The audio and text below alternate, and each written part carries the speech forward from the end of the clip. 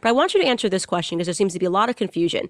What is, if anything, the difference between socialism and communism? And I'm again going to rely on a Margaret Thatcher quote where she says, socialism is suicide and communism is homicide. You know, you can elect socialism, but you're going to end up with communism because that's how you have to implement it, keep it alive.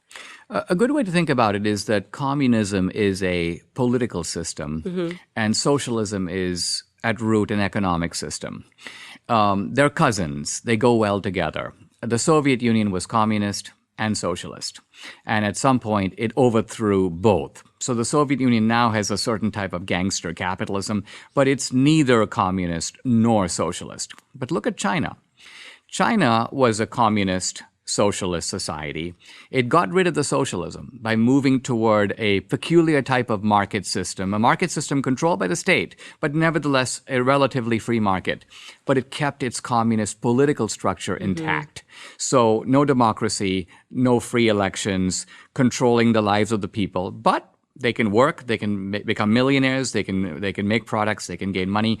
So China is a really good example of the way of preserving communism while jettisoning socialism. Right, because they keep that totalitarian system in place. Do you think that lasts long term, or will there eventually be a clash? Well, the Chinese they're kind of offering their citizens a bargain, which is that you've been poor, desperately starving peasants for millennia.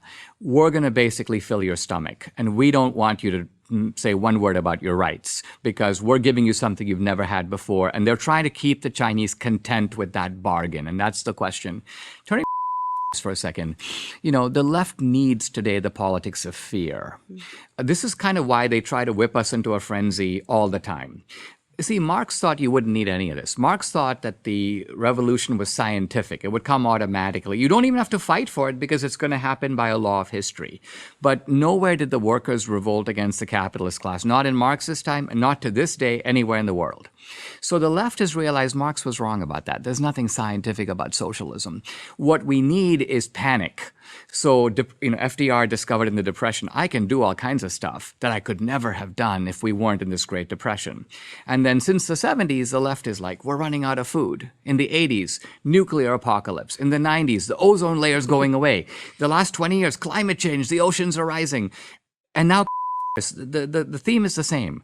We want to take rational people and create a crowd stampede. So because crowds behave differently than rational individuals in the crowd. If you can get people to think that their lives are in danger and they have to run, then they behave in ways, they do things, they submit to irrationality, and the left thrives.